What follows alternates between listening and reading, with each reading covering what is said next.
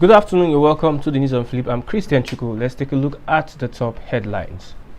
Again, another building collapse in Lagos. Police declare war on vote buyers in Osun.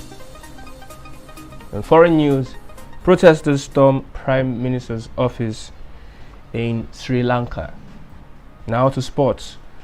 African Power helped me knock out Pulev. This from Anthony Joshua.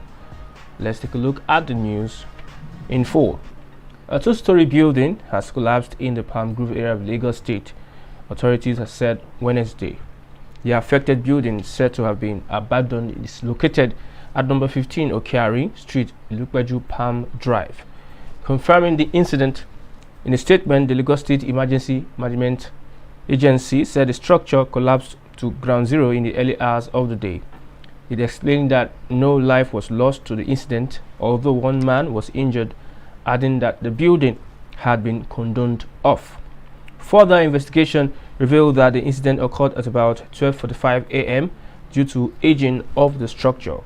Lasema said in the situation report, fortunately no loss of life. However, one adult male sustained a minor injury and has been taken to the hospital. The affected building has been cordoned off in order to prevent any threat. Operation concluded and Cobra team heading back to base. The Wednesday's incident is the latest in the chains of building collapses recorded in Lagos as the government works to stop the trend. The high-rise block of luxury flats under construction had collapsed in November last year in the Ikoyi area of the state, killing at least 40 people. 3 months later, in February, another building under construction collapsed in the Yaba area of the street, trapping some workers. Now let's go to Osun State. Police declare war on vote buyers. Ahead of the Saturday governorship election in Osun State, the police and other security agencies, including the Nigeria Civil Security and Civil Defense Corps, have declared war on vote buyers and mapped out strategies to checkmate their activities. To curb the malpractice during the poll, the security agencies have deployed detectives, including undercover operatives, to monitor the election and apprehend vote buyers. The deployment of police personnel will also be complemented by soldiers, the Civil Defense Corps, and the Amotekun Corps. Vote buying has been a blot in the integrity of recent elections in the country, as voters are heavily induced by agents of political parties at the polling booths to skew the outcome of the polls in favor of the highest spender.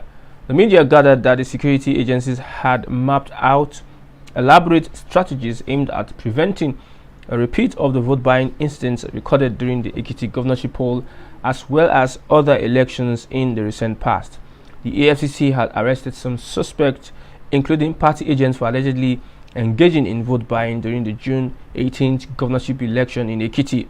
Some of them were also said to have been caught with bags of money with a book containing details of voters of certain voting areas at a private residence. Similarly, the People's Democratic Party presidential primary held at Eagle Square, Abuja, there were widespread incidents of vote buying by aspirants despite the presence of law enforcement officers. But a team of EFCC operatives which monitored the convention failed to apprehend suspect. The press gathered that the EFCC, which would also monitor the Osun poll on Saturday, would give no room for vote buyers to operate. However, the commission's spokesman, Wilson Wojare, could not be reached to confirm the number of men that will be deployed to the operation, as he did not respond to calls on his phone. He had yet to reply to an SMS on the issue. Now to foreign news. Sri Lanka. Protesters stormed the Prime Minister's office. Thousands of anti-government protesters stormed into Sri Lanka Prime Minister Ranil Wickremesinghe's office Wednesday, hours after he was named as acting president. Men and women breached military defenses and entered the Premier's office to raise national flags. Witnesses told newsmen after police and troops failed to hold back crowds despite firing tear gas and water cannon. Sri Lanka PM tells military police to restore order in a televised statement. The anti-government protesters also broke into the main state television station and briefly took over broadcast. Footage showed an unidentified man barging into the studio of Rupavani Network during a live program and ordered that only protest-related news should be broadcast. The transmission was cut off and replaced with a recorded program.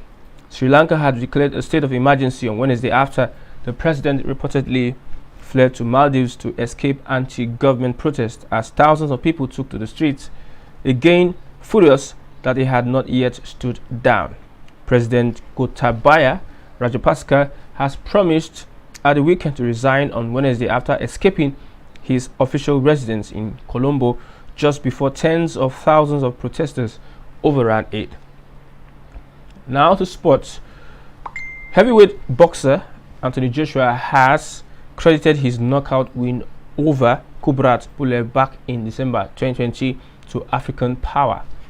Derek Chisora claimed a split decision victory over Bulgarian Pulev at the O2 Arena on Saturday night to break his unenviable streak of 3 straight defeats. The two-time heavyweight champion Joshua had beaten Pulev with a 9th round knockout when they faced off 2 years ago. Chisora was heard asking Joshua, "I'm like, what the hell did you hit him with?" Joshua responded, "The African power, bro. That's what." The two then discussed Joshua's upcoming rematch with Oleksandr Usyk as he tries to become a 3-time heavyweight champion, with Chisora saying, "Bro, I'm coming to Saudi with you." Joshua added, "I was going to message you. I want you to come. I need you to come." The 14th bout of Chisora's professional career has been tipped to be his last, but it was the British boxer who landed the better and heavier punches with a brilliant 12th round, enough to clinch the win. With that, we've come to the end of the news on Flip. I'm Christian Chico. Thanks for watching. Bye for now.